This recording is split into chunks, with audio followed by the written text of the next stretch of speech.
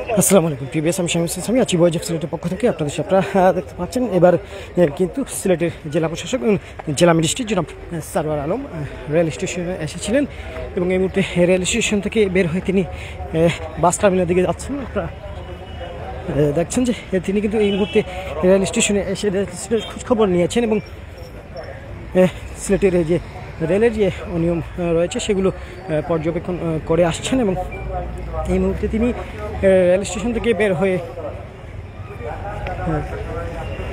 তিনি কিন্তু এই মুহূর্তে রেল স্টেশন থেকে বের হয়ে বাস টার্মিনাল দিকে যাচ্ছেন।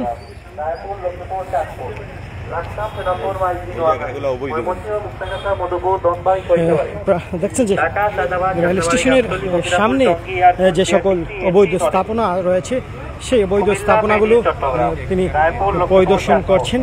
রেল স্টেশনের পাশের সামনের যে প্রধান সড়কের পাশে যে অবৈধ স্থাপনা যেগুলো রয়েছে আপনারা অবৈধ স্থাপনাগুলো তিনি দেখেছেন। আপনারা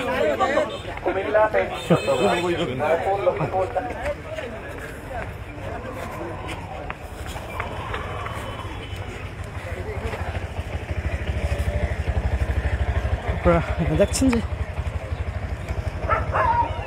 সিলেটের জেলা প্রশাসক এবং জেলা ম্যাজিস্ট্রেট জনাব সারওয়ার আলম এই মুহূর্তে রেল স্টেশনে রয়েছেন।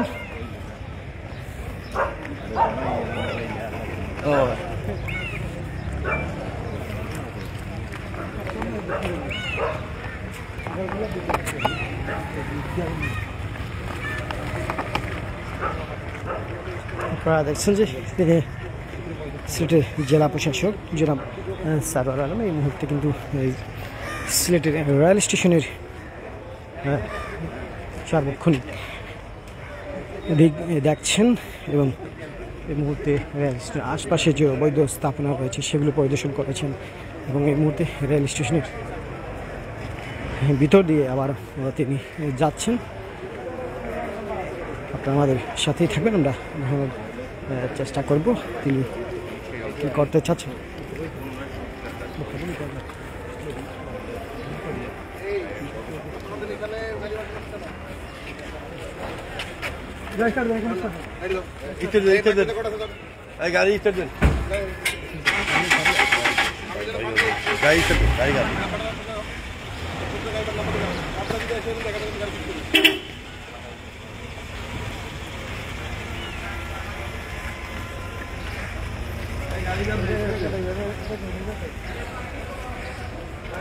এই সময়টা বলো, নাহলে রেখা ডাকবো সব দিয়ে যাবেন।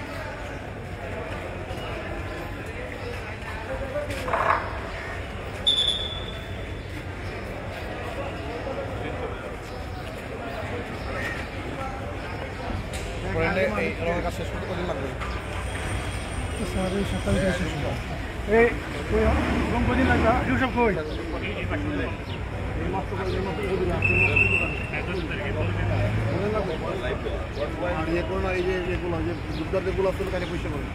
মানে একদম যেন বলানো হয়। আর টিকিটের বিষয়ে কি করা যায় আপনারা ঠিক করেন, কারণ এখানে কিন্তু মানে এখানে বিক্রি হয় কালোবাজারে টিকিট, এটা কোনোভাবে হবে না। মানে এখানে যেই বিক্রি করবে যদি আমাদের কোনো স্টাফ হয় অন্য কিছু হয় এ কিন্তু আইনের আওতায় আসবে, এটা এনশিওর করেন। এখন ধরেন এখানে মানে 700 টিকিটের মধ্যে 200 এর বরাদ্দ, মানে এখানে একটা বিক্রি হয় দেখি আমি খুব মানে সমস্যাটা কোন জায়গায় আমি দেখার চেষ্টা করতেছি, কিন্তু এটা লোকজন সাফার করতেছে, এটা কোনোভাবে বিয়ে হবে না। এই সবগুলো নাম্বার নিচ্ছ বলো যে 5 মিনিটের সব গাড়ি সরাইতে, নাহলে কিন্তু এরপর আমি কিন্তু পাইলে এগুলো ইয়ে করে নিয়ে যাবো, টাকা লাগাই নিয়ে যাবো। ঠিক আছে, একটু আমরা কথা বলে নিই তাহলে।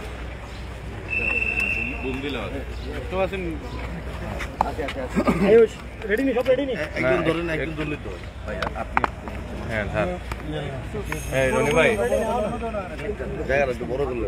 হ্যাঁ দাঁড়ান ভাই,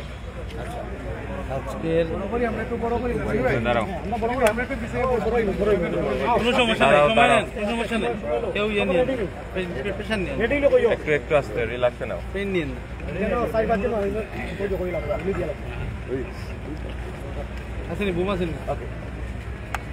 যাই ওকে যাই।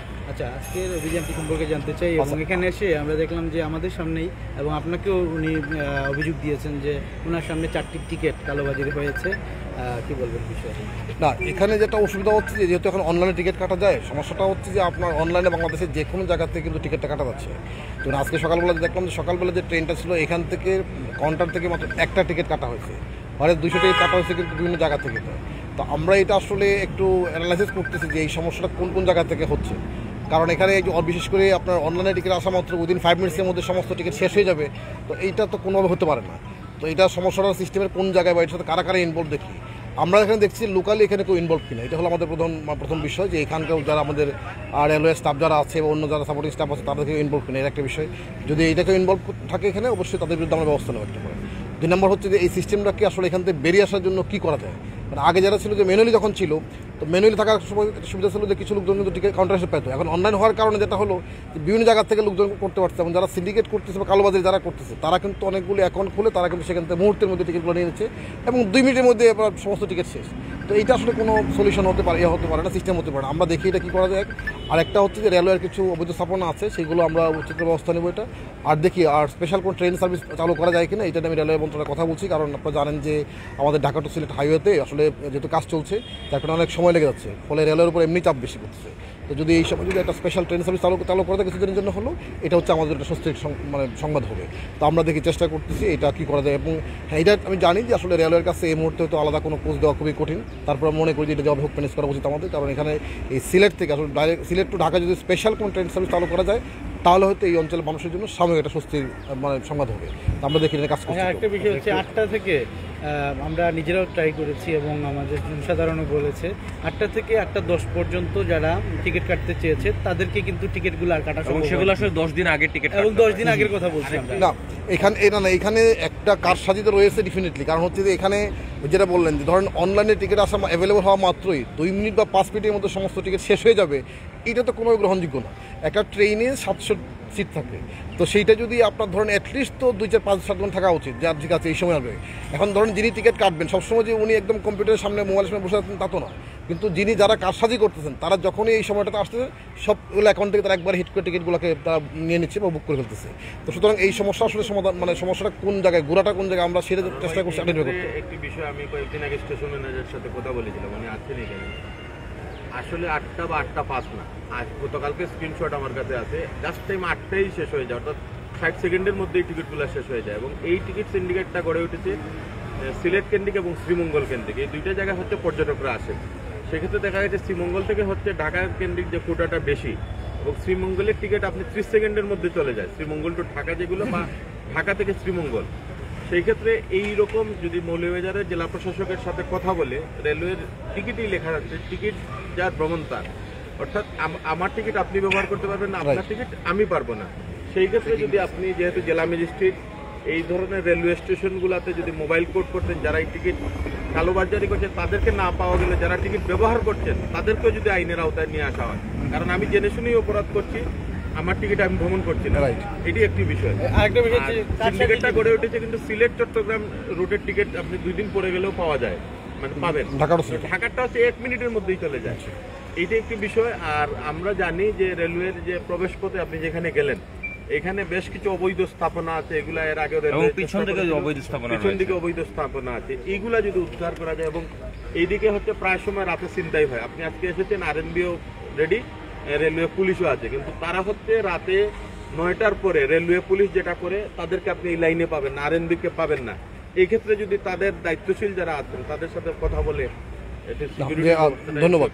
যে কয়েকটা বিষয় বলছেন, আর মানে পৃথিবীতে কোনো দেশেই একজনের টিকিটে অন্যজন ভ্রমণ করার কোনো সুযোগ নয়, আমাদেরও তাই।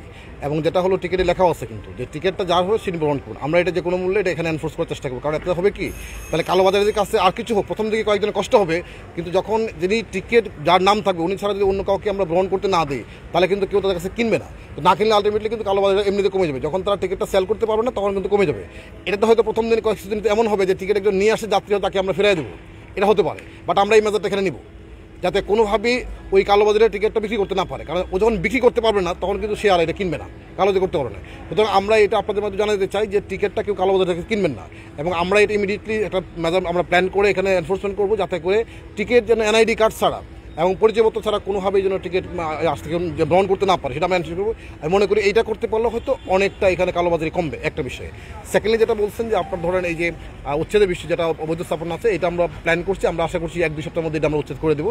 আর আমাদের পুলিশের যারা আর্মি যারা দায়িত্বে আছেন, আমি অবশ্যই সেটা আমি সিনিয়রদের কথা বলবো, যাতে যে কোনো মূল্যে এখানে যেহেতু রাত্রিবেলা ট্রেন চলে, লোকজন আনাগোনা আছে, কোনোভাবে যেন চিন্তার মতো ঘটনা না ঘটে, তারা যেন অ্যাক্টিভ থাকে। হ্যাঁ, আপনি যারা বলছেন আমি হয়তো আজকে আসছি বলে হয়তো তারা অ্যাক্টিভ আছে, বাট আমি ফ্রিকোয়েন্টলি আসবো এবং নানাভাবে খবর নেবো যে আসলে অবস্থা হচ্ছে কি। কারণ এখন যেহেতু ঢাকা সিলেট হাইওয়ে কাজ চলছে, ফলে প্রচুর সংখ্যক মানুষ দিনে এবং রাত্রে হচ্ছে রেল লাইন ট্রেন ব্যবহার করে। সুতরাং তারা যেন নিশ্চিদ্রে নিরাপদে তারা যেন রেলওয়ে ভ্রমণ করতে পারেন, সেটা মানে নিশ্চিত করা আমাদের সকলের দায়িত্ব। তা আমরা অবশ্যই চেষ্টা করব। আচ্ছা, একটা বিষয় হচ্ছে এই যে জিনিসটা বললেন, এটা বেশ জটিল, যে একজন অনেক বয়স্ক মানুষ আছেন, তারা এটা পারবেন না, তাদের জন্য কি কোনো হেল্প ডেস্ক করা যায় কিনা, যেহেতু সুযোগ আছে?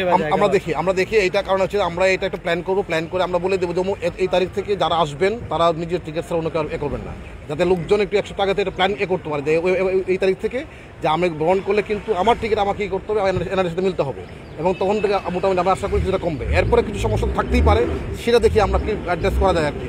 এখন সমস্যাটা হচ্ছে আপনি সবগুলো প্রবলেম কিন্তু একবার সলভ করতে পারবেন না। মানে আপনি ধরেন এখন যদি আমি ওই যে বয়স্ক মানুষের জন্য যদি ছাড় দেওয়ার চেষ্টা করি, তাহলে কিন্তু এখানে কালোবাজারের সুযোগ পাবে।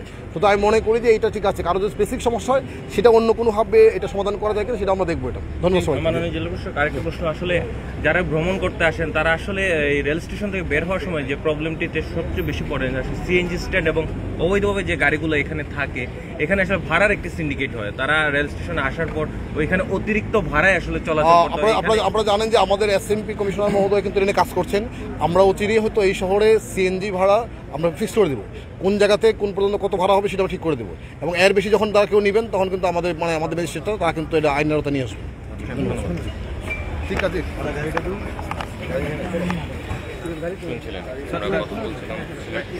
ধন্যবাদ ভিউয়ার্স। আপনারা এতক্ষণ সিলেটের জেলা ম্যাজিস্ট্রেট এবং সিলেটের জেলা প্রশাসক সারওয়ার আহমেদের কথা শুনেছেন। তিনি আমাদের যে সকল সম্ভাবনার কথা তিনি বলেছেন, আমরা শুনেছি তাদের কাছ থেকে যে সিএনজি ভাড়া, গাড়ি ভাড়া, রেলের কালোবাজারের টিকিটের যে পদক্ষেপ ওনারা নিচ্ছেন সেগুলো বলেছেন, আমরা শুনেছি, আমরা আপনাদেরকে শোনানোর চেষ্টা করেছি।